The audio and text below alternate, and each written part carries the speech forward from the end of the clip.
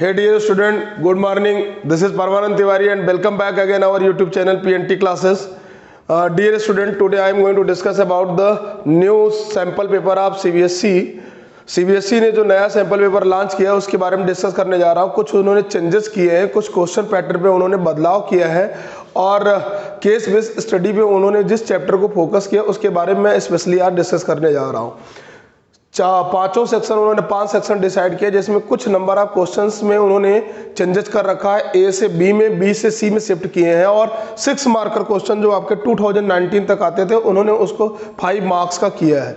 सबसे बेसिक चीजें ये हैं कि अभी तक हमारे जो दिमाग में मैथ्स के पेपर में बना रहता था कि हमारे 6 नंबर 6 मार्क्स के बड़े question area bounded by curve, maxima, minima, vector और इनवर्स ऑफ मैट्रिक्स से होंगे। तो इस बार उन्होंने थोड़ा सा एक चेंजेस कर रखा है, लार्ज स्केल क्वेश्चन में एरिया बाउंडेड बाय कर्व को, मैक्सिमा मिनिमा को हटाया हुआ है। तो आज मैं डिस्कस करने जा रहा हूँ कौन से पैटर्न पे कैसे क्वेश्चन आएंगे, उस पर आप फोकस करिएगा। सैंपल पेपर भी डिस्कस करूंगा और कौन से क्वेश्चन कितने मार्क्स के होंगे, कैसे आपको तैयारी करनी है वो देखना है। विशेष प्रकार की तैयारी करेंगे, आपके पास टाइम कम है, शार्ट टाइम है, तो बहुत जल्दी आप एग्जाम में अच्छा मार्क्स गेन कर पाएंगे और इसी पैटर्न पढ़ेंगे तो सीबीएसई का आप बेहतर रिजल्ट दे पाएंगे। इसलिए आइए टू बी कंटिन्यू करते हैं, फोकस करते हैं बच्चों। तो सबसे पहले आपका क्वेश्चन 80 मार्क्स का जैसे एज इट इज पहले होता था वही है। हाँ, मैथमेटिक्स की मैं बात करने जा रहा हूँ। मैथमेटिक्स, ज़्यादा टाइम नहीं लूँगा आप लोगों का। मैथमेटिक्स क्लास 12th का जो पेपर बना हुआ है वो अब की बार 5 सेक्शन में है आपका बच्चों। 5 सेक्शन बना हुआ है और पांचों सेक्शन में ईच सेक्शन आर कंपलसरी, सभी सेक्शन कंपलसरी है। There is no any external choice for the question section के लिए एक्सटर्नल चॉइस कुछ भी नहीं है, इंटरनल चॉइस क्वेश्चन के लिए है। मतलब इंटरनल चॉइस फॉर क्वेश्चन है लेकिन एक्सटर्नल चॉइस फॉर सेक्शन नहीं है। सभी 5 के पांचों सेक्शन कंपलसरी है। एक सेक्शन ए है बच्चों आपका, एक सेक्शन बी है, एक सेक्शन आपका सी है, एक सेक्शन डी है और एक सेक्शन ई है। ये 5 सेक्शन पेपर में है। पांचों सेक्शन मिला के टोटल 80 मार्क्स का आपका पेपर है। 3 घंटे का टाइम है, 3 आवर्स टाइम है। भाई बता देना जब अगर नहीं आएगा, बोर्ड से कटेगा तो। सेक्शन ए में टोटल आपके जो पेपर का पैटर्न है बच्चों वो 20 मार्क्स का है। 20 मार्क्स का सेक्शन ए है जिसमें each question are 1 marks, each question are 1 marks. 1 marks के सभी क्वेश्चन है तो 20 क्वेश्चन अगर एक का है तो टोटल मल्टीप्लाई करो, यू विल गेट 20 मार्क्स। आप 20 मार्क्स का क्वेश्चन पाएंगे सेक्शन ए में, जिसमें 18 क्वेश्चन एमसीक्यू है, मल्टीपल चॉइस क्वेश्चन है और 2 क्वेश्चन असर्शन रीजन है। असर्शन रीजन बेस्ड क्वेश्चन जो अब की बार उन्होंने इंट्रोड्यूस कराया है। इसके पहले भी Covid, during the period of covid term 1 में और टर्म 2 दोनों में डिस्कस किया था। तो असर्शन रीजन पे उन्होंने इस बार फोकस किया और आगे वाले पैटर्न पे सीबीएसई किया। जितने भी इंडिया के बोर्ड एग्जाम है, स्टेट गवर्नमेंट बोर्ड, सभी लोग असर्शन रीजन और case study based, passage based, source based question पर डिस्कस करने वाले हैं, उसका एरिया बढ़ाने वाले हैं। तो फिलहाल यहाँ पर देखते हैं 18 question multiple choice question, 2 question assertion reason है। ये आपका सेक्शन ए है बच्चों, यानी 20 मार्क्स का। सेक्शन बी में आपके जो क्वेश्चन आएंगे वेरी शॉर्ट आंसर क्वेश्चन रहेंगे, बहुत छोटे छोटे क्वेश्चन रहेंगे और 5 क्वेश्चन है, ईच क्वेश्चन है 2 मार्क्स। 10 मार्क्स का आपका सेक्शन बी है। सेक्शन सी आपका जो है बच्चों वो 60 आंसर टाइप है। सेक्शन बी से थोड़ा सा बड़ा क्वेश्चन रहेगा लेकिन 60 आंसर वो भी रहेगा। ईच क्वेश्चन है 3 मार्क्स, 6 क्वेश्चन रहेगा, you will get 18 marks. Section C से आप 18 मार्क्स पाएंगे। सबसे बड़ा जो सेक्शन है, large question, long answer type का क्वेश्चन है, वो आपके सेक्शन डी में है और ये 5 क्वेश्चन, 5 नंबर का एक क्वेश्चन है और टोटल 4 क्वेश्चन है। That means you will gate 20 marks from this section. Now this is the new section. I am going to discuss about the new section E. This is the very important section because this is the first times you have seen. सबसे पहले आप इसको देखोगे, कैसे देखोगे? क्योंकि इसमें assertion reason, source आप कह सकते हो सोर्स बेस्ड है, मतलब उसमें सोर्स दिया गया है, आपको एनालिसिस करना है कि क्या सोर्स है, कैसे क्वेश्चन बनेगा। या आप कह सकते हो केस बेस्ड है, केस है उसमें। Either you can say this is the passage based, जो आप इंग्लिश में, हिंदी में पैसेज पढ़ के क्वेश्चन करते थे, सेम ईयर मैथ्स में करोगे। तो ये तीनों कुछ भी कह सकते हो आप, passage based, case based, source based. और इसमें सभी क्वेश्चन 4 नंबर के हैं, ईच क्वेश्चन है 4 नंबर के हैं और टोटल 3 क्वेश्चन रहेंगे, यानी 12 मार्क्स का एक सेक्शन।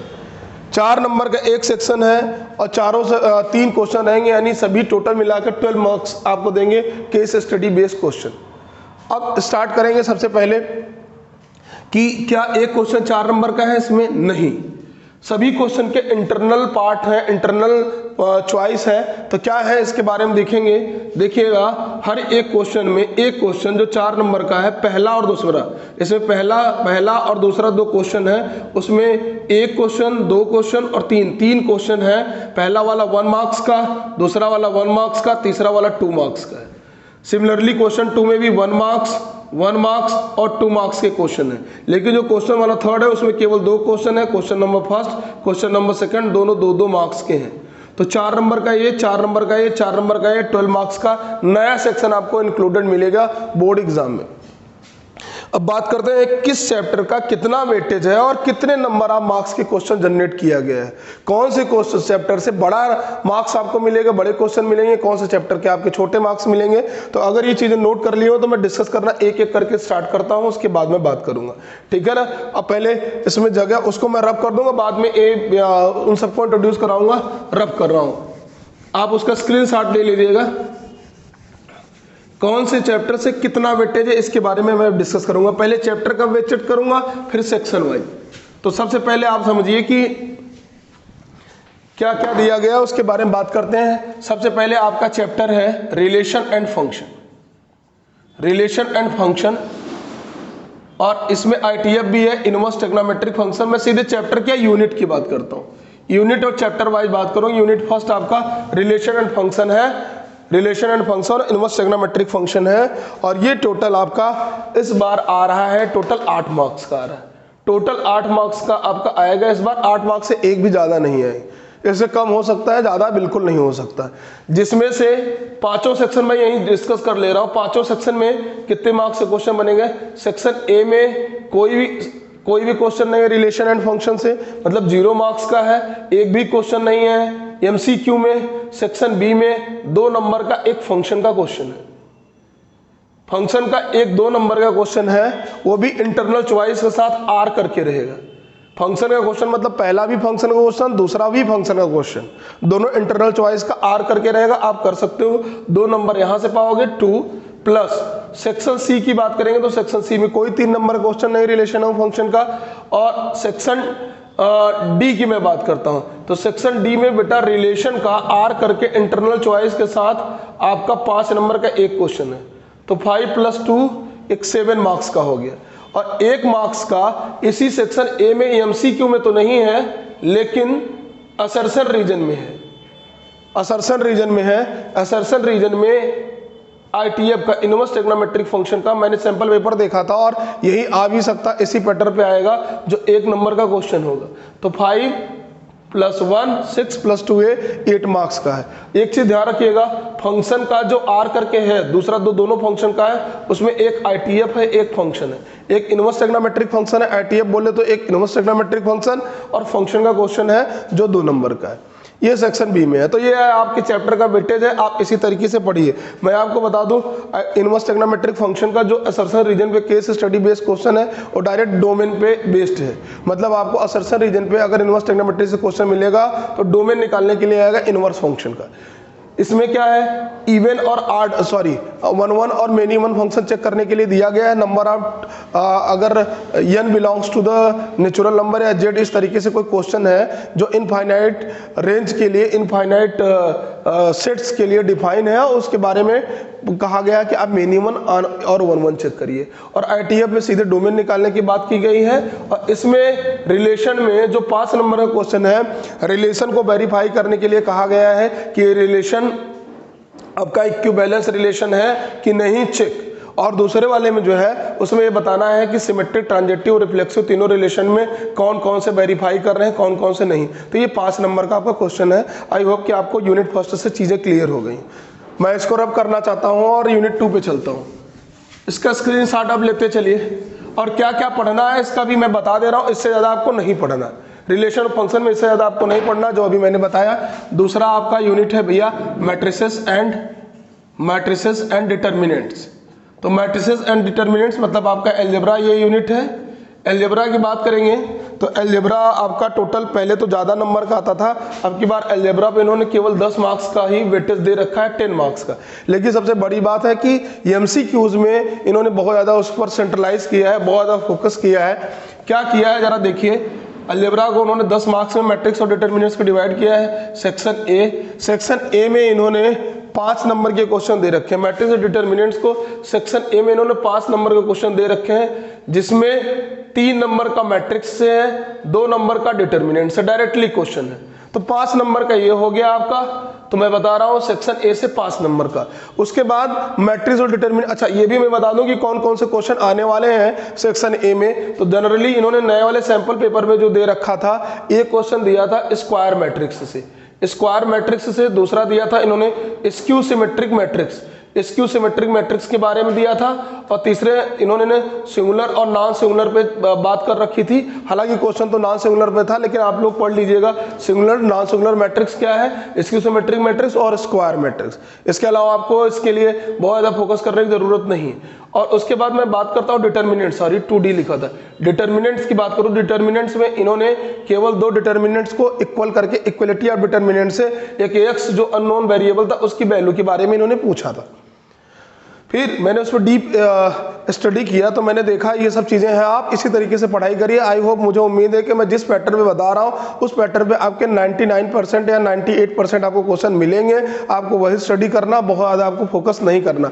ना आपके पास टाइम है, ना आपके पास अब बिल्कुल एक्स्ट्रा एनर्जी भी बची है, और भी सब्जेक्ट पर एनर्जी देनी है। तो इस बात का ख्याल रख के आप तैयारी करें। केवल आपके पास 10-15 दिन से 10-12 दिन आपके पास रिमेनिंग बचे हुए, और भी सब्जेक्ट का लोड है। तो यहाँ पर देखिए डिटर्मिनेंट, और दूसरा उन्होंने डिटर्मिनेंट पे एडजॉइंट के बारे में बात कर रखी थी। तो ये 2 क्वेश्चन आपको एडजॉइंट और 2 डिटर्मिनेंट्स को इक्वल करके एक वेरिएबल की वैल्यू, बाकी skew symmetric matrix, square matrix, non singular matrix में इन्होंने 5 नंबर का सेक्शन ए में, वो भी केवल एमसीक्यू दे रखा था। असर्शन रीजन पे कोई डिस्कशन नहीं। ठीक, उसके बाद इन्होंने किसी सेक्शन में मैट्रिक्स डिटर्मिनेंट को टच नहीं किया है सीबीएसई वालों ने, और आएगा भी नहीं, क्योंकि उसके बाद जो भी मैट्रिक्स क्वेश्चन होंगे एक एक नंबर से बड़े हो जाते हैं। तो मजबूरी है उनको सीधे सेक्शन सी या सेक्शन डी में देंगे। फिलहाल उन्होंने सेक्शन डी में दिया है, और यही सेक्शन डी में आएगा, क्योंकि सेक्शन डी लार्ज स्केल वाला सेक्शन है, लॉन्ग आंसर टाइप का क्वेश्चन है, और इनवर्स ऑफ मैट्रिक्स और solution of simultaneous linear equation का सोल्यूशन लंबा होता है, 5 नंबर क्वेश्चन बनता है। पहले ये 6 मार्क्स का आता था। तो ये डिस्कस करेंगे इसमें ये सीधे सीधे हम इस पर डिस्कस भी कर रहे हैं। आपको बताना चाह रहे हैं कि केवल सेक्शन डी में अब मैट्रिक्स का इन सब पार्ट्स के अलावा जो छोटे क्वेश्चन है 1 मार्कर बनेंगे, और उसके बाद मैट्रिक्स में जैसे ही आप आगे जाते हो बड़े मार्क्स के क्वेश्चन बनते हैं, और बड़े मार्क्स का एक क्वेश्चन फिक्स रहेगा, वो है इनवर्स से या सोल्यूशन ऑफ साइमल्टेनियस लीनियर से। तो ये 5 नंबर का सेक्शन डी में क्वेश्चन दिया गया। इसके पहले 2019 तक 6 नंबर का आता था। क्या क्या है, इनवर्स ऑफ मैट्रिक्स निकालने के लिए आएगा, या solution of simultaneous linear equation, solution of simultaneous linear equation of 3 variable, जैसे आप जानते हो ax plus B a1x plus b1y plus c1 is equal to 0, a2x plus b2y plus c2 is equal to 0, a3x plus b3y plus c3 is equal to 0। Writing पे मत जाइएगा। ये तीनों 3 variable के 3 लीनियर इक्वेशन है, तीनों का solution निकालना है using inverse method, inverse of matrix. इसको आपको इनवर्स निकालकर ही मल्टीप्लाई करना, इसी कॉन्सेप्ट से निकालना है 5 नंबर का। इस बार तो उन्होंने सीबी सैंपल पेपर में यही दे रखा है, लेकिन दोनों एक ही बेस पे है। हो सकता है पेपर सिंपल बने तो केवल इनवर्स निकालने के लिए आ जाए 3x3 का मैट्रिक्स का।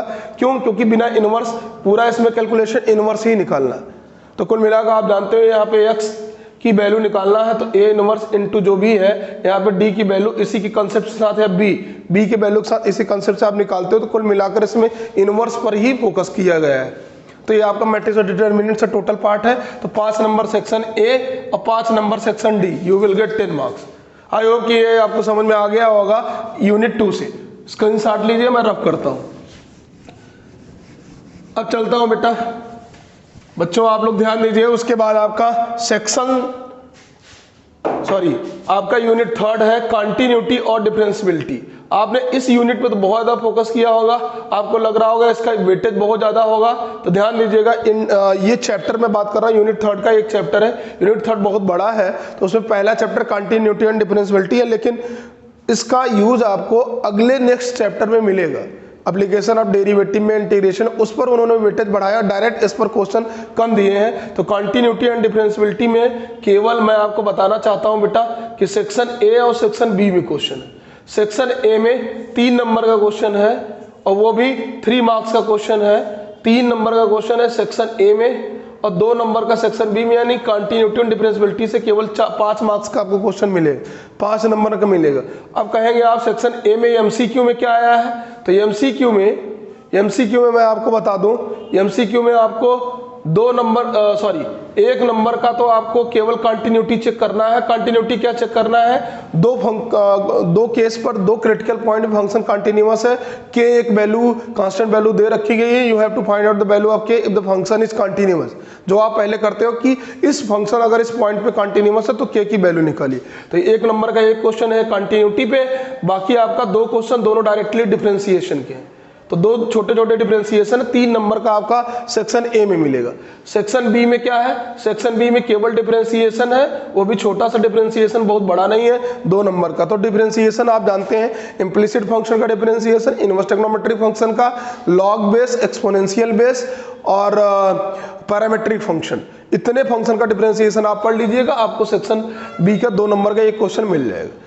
ठीक, तो टोटल आपके 5 नंबर के कंटिन्यूटी और डिफरेंशियबिलिटी का, और किसी भी सेक्शन में इन्होंने क्वेश्चन दिया नहीं है, तो ये सेक्शन बी और सेक्शन ए, तो टोटल 5 नंबर का है। आई होप कि आपको कंटिन्यूटी और डिफरेंशियबिलिटी वाले चैप्टर से सारे आने वाले क्वेश्चन का कंसेप्ट पता हो गया हो कि आपको क्या पढ़ना है क्या नहीं पढ़ना। अब डिस्कस करते हैं, टाइम भी कम है आपके पास, हमारे पास वीडियो में लंबा नहीं करना चाहता हूँ। उसके बाद इसी का एप्लीकेशन ऑफ डेरिवेटिव एओडी जिसको आप कहते हो, इसी का नेक्स्ट चैप्टर है, चैप्टर नंबर 2। इस पर इन्होंने वेटेज दिया हो, वैसे भी एप्लीकेशन ऑफ डेरिवेटिव हमेशा बड़ा चैप्टर रहता था। पहले तो एप्लीकेशन ऑफ डेरिवेटिव एक 6 मार्क्स का क्वेश्चन आता था, बट अब की बार 6 मार्क्स का नहीं आया है, क्योंकि एप्लीकेशन ऑफ डेरिवेटिव में आप चैप्टर जो आपके टॉपिक्स हैं, rate of change of quantity with respect to the any other quantity, increasing decreasing function, tangent and normal, maxima minima and approximation, ये सब चैप्टर ऐसे हैं जिनका रियल लाइफ में डायरेक्ट यूज है। तो डायरेक्ट रियल लाइफ में यूज है, यानी ये सब हमारे सोर्स, जो हमारी लाइफ के सोर्स है, रियल लाइफ के use of mathematics of source, तो मैथमेटिक्स के जो सोर्स है उनमें डायरेक्ट इनका यूज है। तो उस पर अप्लाइड क्वेश्चन उन्होंने सेक्शन ई में ज्यादा बनाया है। फिलहाल मैं आपको बता रहा हूं टोटल कितने मार्क्स का आ रहा है, 10 मार्क्स का आ रहा है। अब की बार बोर्ड में आपके 10 मार्क्स का आएगा, सैंपल पेपर में भी रिलीज किया है, कंफर्म कर लीजिएगा। एप्लीकेशन ऑफ डेरिवेटिव, अब एप्लीकेशन ऑफ डेरिवेटिव के तो 1 नंबर के क्वेश्चन बन नहीं सकते, सीधा सा कॉन्सेप्ट है। क्यों? क्योंकि उसमें वर्ड प्रॉब्लम रहेंगे। 1 नंबर का क्वेश्चन एमसीक्यू में देना तो उनके लिए पॉसिबल नहीं है, तो थोड़ा सा बड़ा तो मिनिमम रहेगा ही रहेगा। और उसके बाद case study based question 4-4 number के हैं, तो उन्होंने कंपलसरी ही कर रखा, और यही होगा। सेक्शन बी में एक केवल 2 नंबर का छोटा क्वेश्चन देंगे, तो ए में एक भी क्वेश्चन नहीं रहेगा, सेक्शन बी में 2 नंबर का एक क्वेश्चन रहेगा। सेक्शन बी में 2 नंबर का एक क्वेश्चन रहेगा, सैंपल पेपर आप देख लीजिए, इसी पर बेस्ड है। तो 2 नंबर का सेक्शन बी में एक क्वेश्चन रहेगा जो आपका एप्लीकेशन ऑफ डेरिवेटिव का है। उसके बाद सी में 3 नंबर का होता है, डी में 5 नंबर का, दोनों डिस्कस नहीं करेंगे क्योंकि केस स्टडी बेस्ड क्वेश्चन उनको बनाना है। सबसे ज्यादा case study based question application of derivative, area bounded by curve और रिलेशन फंक्शन से बन सकते हैं। ये आपके मोस्ट इंपॉर्टेंट चैप्टर है जो केस स्टडी बेस के चैप्टर हो सकते हैं। तो मेरे हिसाब से अकॉर्डिंग टू द मी कि एप्लीकेशन ऑफ डेरिवेटिव आपको सेक्शन ए में मिलने वाला है। तो कैसे मिलेगा? बी और सी में तो सी और डी में नहीं रहेंगे, सेक्शन ई में चलते हैं। तो सेक्शन ई में जो आपको मिलने वाला है वो 4-4 नंबर के क्वेश्चन मिलते हैं। मैंने कहा सेक्शन ई में 4-4 नंबर के 3 क्वेश्चन है, तो 4-4 नंबर के 2 क्वेश्चन 8 नंबर का सेक्शन ई से और 2 नंबर का सेक्शन बी से, टोटल 10 मार्क्स का मिला। 4-4 नंबर के सेक्शन ई से 2 क्वेश्चन मिलेंगे आपको एप्लीकेशन ऑफ डेरिवेटिव के, जो केस स्टडी बेस्ड क्वेश्चन है, जिसमें अब की बार सैंपल मैंने पैटर्न बता दिया क्या क्या है, अप्रॉक्सीमेशन छोड़कर बाकी सारे आएंगे। तो पहला वाला जो है वो मैक्सिमा मिनिमा पे बेस है, दूसरा वाला rate of change of quantity with respect to the another quantity पे है। हाँ, हो सकता है टेंजेंट नॉर्मल पे भी बनाया जा सकता है। तो ये सब आप देख लीजिएगा, 4-4 नंबर के क्वेश्चन आएंगे अप्रॉक्सीमेशन छोड़ के कोई भी आप चैप्टर पढ़ लीजिए। ठीक है ना। दो क्वेश्चन आना ही आना है, मैक्सिमा मिनिमा, टेंजेंट नॉर्मल या इंक्रीजिंग डिक्रीजिंग फंक्शन और rate of change of quantity. Question छोटे होते हैं इसलिए ये 2 मार्क्स में होंगे। समझ में आ रहा है आप लोगों को? देखिए 2 नंबर के क्वेश्चन 2 मार्क्स का question rate of change of quantity से ही बनेगा, क्योंकि छोटा होता है। तो समझिए सेक्शन बी से आपको rate of change of quantity से ही मिलेगा with respect to the any other quantity. और 4 नंबर के मैक्सिमा मिनिमा, इंक्रीजिंग डिक्रीजिंग और टेंजेंट नॉर्मल ये आपको सेक्शन ई में मिलेंगे, जो केस स्टडी बेस या सोर्स स्टडी बेस क्वेश्चन होंगे। तो ये आपका हो गया 50% एनालिसिस हो गया पेपर का, जो बुक 1 से है। बुक 1 में अब इससे ज्यादा कुछ आने वाला नहीं है। अब चलते हैं बुक 2, जो एनसीईआरटी आप बुक 2 पढ़ रहे हैं उस पर पहुंचते हैं। तो आपको चैप्टर नंबर 7 इंटीग्रेशन मिलेगा, जो यूनिट 3 से ही है। तो इंटीग्रेशन की बात करते हैं। हाँ, इंटीग्रेशन तो आपने बहुत लंबा पढ़ा होगा, और इंटीग्रेशन में आपने 2 पार्ट में पढ़ा होगा, डिफिनिट और इनडिफिनिट इंटीग्रेशन। फिलहाल डिफिनिट और इनडिफिनिट दोनों मिलाकर इनडिफिनिट पे उन्होंने फोकस किया है। कुल मिला के टोटल 10 मार्क्स का आपका क्वेश्चन आया है और यही आने वाला है। अब सेक्शन कौन कौन सा है तो देखिए, 5 नंबर वाले क्वेश्चन इंटीग्रेशन पे नहीं बनेंगे, क्योंकि वर्ड प्रॉब्लम और एरिया बाउंडेड बाय कर्व में इंटीग्रेशन ऑलरेडी बड़ा होता है, यूज हो जाता है। तो अब एरिया बाउंडेड बाय कर्व में ग्राफिकल रिप्रेजेंटेशन भी आपको करना होता है, इंटीग्रेशन भी करना होता है, सोल्यूशन भी निकालना होता है, इसलिए 5 नंबर में वो दे देते। तो बड़े क्वेश्चन नहीं बनेंगे, छोटे क्वेश्चन 1 नंबर 2 नंबर 3 नंबर के बनाए जा सकते हैं। तो कैसे कैसे क्वेश्चन बनेंगे इंटीग्रेशन के? 4 नंबर का आपका आने से रहा। इंटीग्रेशन का देखिए कौन कौन सा आपका सेक्शन में दिया गया है, सैंपल पेपर भी उठा के देख लीजिएगा। सेक्शन ए से और सेक्शन सी से क्वेश्चन है। सेक्शन ए से एक क्वेश्चन एमसीक्यू में है, तो 1 नंबर का ये हो गया आपका, जो डायरेक्ट छोटा सा इंडिफिनिट इंटीग्रेशन होगा। ठीक, उसके बाद सेक्शन सी में 3 क्वेश्चन है। 3 क्वेश्चन है सेक्शन सी के।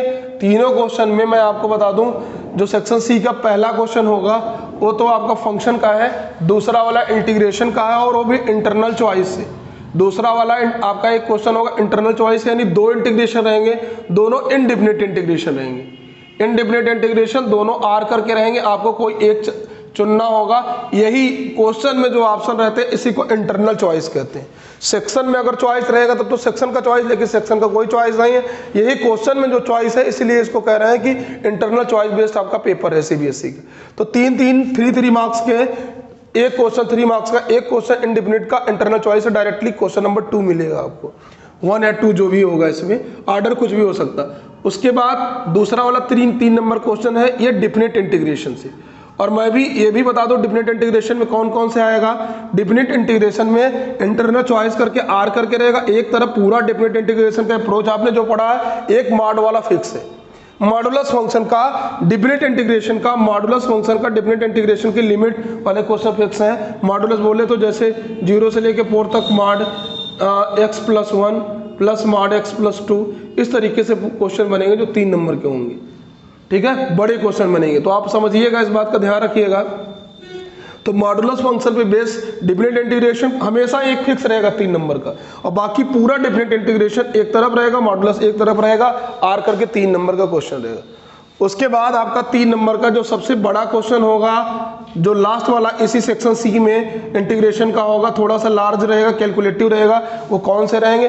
अलजेब्रिक अप्रोच वाले जो इंटीग्रेशन है, जो इंटीग्रेशन px+q अपान √ax² plus bx+c into dx, इन सब फॉर्मेट में जो क्वेश्चन रहेंगे, या केवल internal ax² plus √bx+c into dx, इन सब फॉर्मेट पे जो क्वेश्चन रहेंगे, डायरेक्ट कैलकुलेटिव क्वेश्चन, वो आपके 3 नंबर के सेक्शन डी में रहेंगे। ये विदाउट इंटरनल चॉइस के रहेंगे। ठीक है, तो ये आपका हो गया टोटल 10 नंबर का इंटीग्रेशन से, जो मैंने डिस्कस कर लिया। अब आगे बढ़ते हैं भाई हम।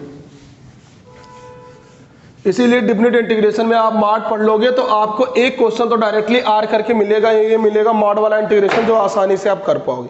अब आते हैं बच्चों हम सीधे सीधे आपका दूसरा, इसके बाद इसी का एप्लीकेशन है इंटीग्रेशन का, चैप्टर नंबर 8। अब area bounded by curve, area bounded by curve, मैंने क्या कहा, ये वर्ड प्रॉब्लम देता है, इसमें इंटीग्रेशन होता है, इसमें कर्व और स्ट्रेट लाइन के इक्वेशंस को सॉल्व करने होते हैं, 2-3 चैप्टर का मिक्सअप होता है, इसलिए ये बड़ा क्वेश्चन बनाता है। पहले 6 मार्क्स का क्वेश्चन मिलता था, अब की बार ये 5 नंबर का क्वेश्चन रहेगा, और केवल एक क्वेश्चन मिलेगा, वो आपको सेक्शन डी में। तो डी में आप 5 नंबर का एरिया बाउंडेड बाय कर्व पाओगे आप, ठीक है ना। उसके बाद हम आगे बढ़ते हैं और वो भी देख लीजिएगा, सिंगल कर्व से या डबल कर्व से दोनों पढ़ लीजिएगा, बहुत ज़्यादा बड़ा नहीं है, एक ही 2-3 घंटे में आप सिंगल कर्व और डबल कर्व से बाउंडेड बाय रीजन का एरिया निकालना सीख सकते हो।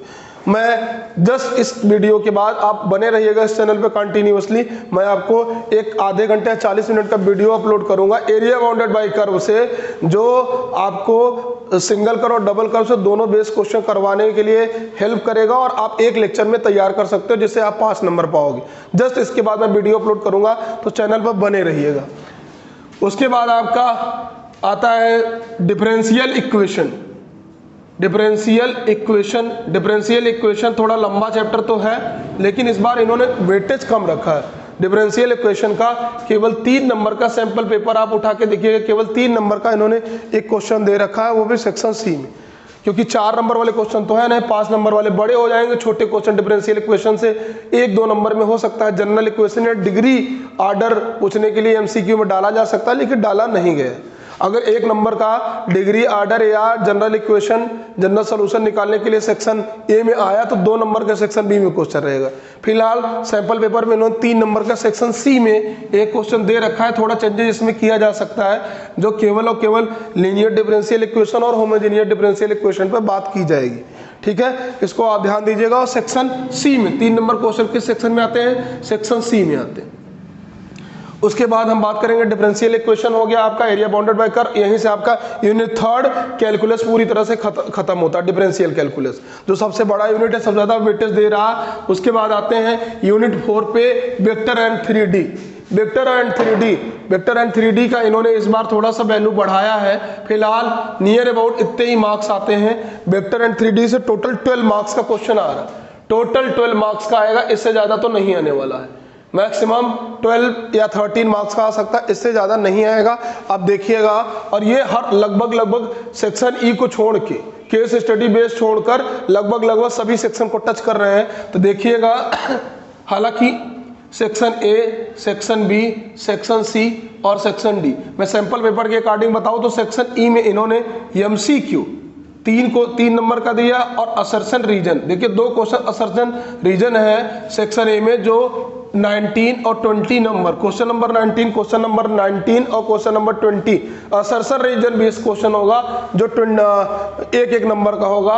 तो इन्होंने MCQ 3 multiple choice question vector के दिए हैं 3 नंबर में, और एक क्वेश्चन इन्होंने दिया है असर्शन रीजन का 1 नंबर का, तो 4 नंबर आपका सेक्शन ए में। वो भी मैं आपको बता दूं सेक्शन एमसीक्यू में किस किस टॉपिक को आपको पढ़ना है। तो देखिए पैरेललोग्राम, एरिया वगैरह का सीधे डायरेक्ट इन्होंने फार्मूला पूछ रखा है कि ये एरिया ऑफ ट्रायंगल क्या होगा, जबकि ये वेक्टर है। उसके बाद इन्होंने सीधे प्रोजेक्शन, वेक्टर प्रोजेक्शन पे इन्होंने बात की है, और उसके बाद उन्होंने सीधे वेक्टर इक्वेशन या यूनिट वेक्टर की बात की है फिलहाल। और उसके बाद असर्शन रीजन पे इन्होंने फोकस किया है। एक क्वेश्चन इन्होंने 3D पर दिया, एक 3D दिया है और सीधे वेक्टर अलजेब्रा दिया है, एरिया पैरेललोग्राम पर डिस्कशन किया है इन्होंने, क्रॉस प्रोडक्ट में भी समझिए। और असर्शन रीजन में सीधे वेक्टर का यूनिट वेक्टर के बारे में इन्होंने बात कर रखी है। तो ये 4 नंबर का सेक्शन ए है। उसके बाद उन्होंने सेक्शन बी पर भी एक क्वेश्चन इंटरनल चॉइस के साथ दिया है, आर करके दिया है, मतलब एक क्वेश्चन रहेगा वेक्टर का 2 नंबर का सेक्शन बी में। और समझिए 1 number 4 marks section A, 2 marks section B, मैं ऐड करता चल रहा हूँ, तो 2 मार्क्स वो भी इंटरनल चॉइस के साथ, एक वेक्टर का एक 3D, पहला वाला वेक्टर अलजेब्रा, दूसरा 3D का, इस तरीके से आएगा। सैंपल पेपर में जो है थोड़ा बहुत चेंज हो गया, मैं समझिएगा सेम सैंपल पेपर रहेगा, एक आपका 3D से रहेगा आर करके इंटरनल चॉइस, या आपका एक वेक्टर अलजेब्रा से रहेगा। उसके बाद सेक्शन सी में इन्होंने कोई डिस्कशन नहीं किया है और होगा भी नहीं। जब अगर यहाँ पर ऑलरेडी 6 मार्क्स के दे देंगे, तो सेक्शन इनको डी में जाना ही पड़ेगा, और सेक्शन डी में एक 5 नंबर का क्वेश्चन फिक्स भी रहता है वेक्टर का, तो 5 नंबर का एक क्वेश्चन रहेगा जो इंटरनल चॉइस के साथ रहेगा, यानी दोनों ही वेक्टर के क्वेश्चन रहेंगे, वेक्टर अलजेब्रा एंड 3D से दोनों बेटा 5 नंबर के होंगे, आर करके रहेंगे जो आपको सेलेक्ट करना। तो समझिए 5 नंबर एक fix area bounded by curve से, एक वेक्टर से, एरिया बाउंडेड बाय कर्व वाले में कोई इंटरनल चॉइस नहीं रहेगा, इसमें इंटरनल चॉइस रहेगा। हो सकता है उसमें भी इंटरनल चॉइस दे दें, लेकिन इसमें इंटरनल चॉइस रहे। हो सकता है डी वाले सेक्शन में चारों क्वेश्चन 5-5 नंबर के इंटरनल चॉइस के हों, जरूरी नहीं है, लेकिन एरिया बाउंडेड बाय कर्व और वेक्टर 3D से एक फिक्स 5 नंबर का। ठीक है, तो ये आपका टोटल मैंने डिस्कशन कर लिया। ये वेक्टर का जो वेक्टर आपका टोटल 12 मार्क्स का हो गया। अब आते हैं दो छोटे छोटे यूनिट हैं जिसमें इस बार प्रोबेबिलिटी, इसका स्क्रीनशॉट ले लीजिए। इस बार प्रोबेबिलिटी और लीनियर प्रोग्रामिंग, इस बार प्रोग्रामिंग, लीनियर प्रोग्रामिंग पर तो इन्होंने कोई चेंजेस नहीं किए। पहले भी 5 मार्क्स का करते थे, अब की बार भी इन्होंने 5 मार्क्स का किया, लेकिन पहले 5 मार्क्स का लीनियर प्रोग्रामिंग के एक क्वेश्चन होता था, अब की कई क्वेश्चन दिए। अब की बार इन्होंने लीनियर प्रोग्रामिंग पे, लीनियर प्रोग्रामिंग शॉर्टकट में प्रॉब्लम्स, आप इसको शॉर्टकट में सीधे लिखते हैं। लीनियर प्रोग्रामिंग प्रॉब्लम्स को आप LPP लिखते हो क्योंकि टाइम नहीं मेरे पास।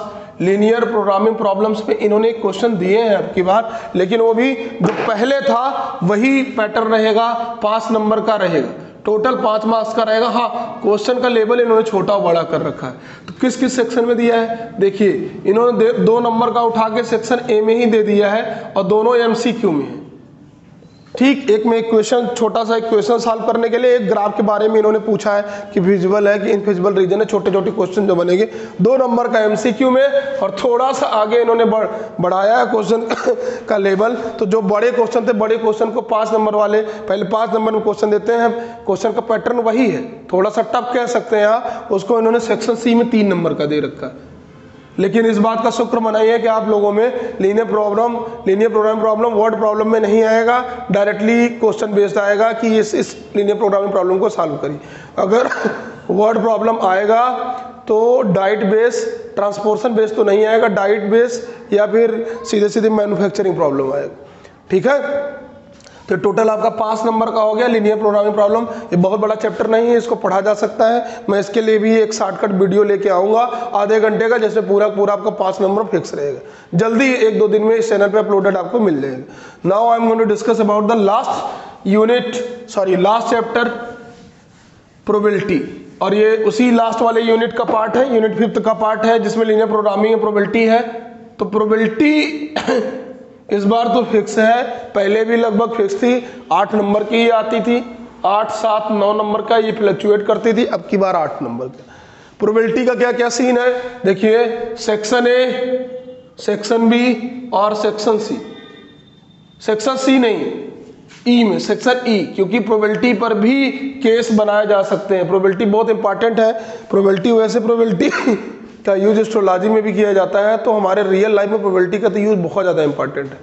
प्रोबेबिलिटी पे केस और सोर्स बेस्ड क्वेश्चन बहुत आसानी से बनाए जा सकते हैं। तो सेक्शन ई, सेक्शन बी और सेक्शन ए में बेस्ड है। सैंपल पेपर में भी यही पैटर्न है।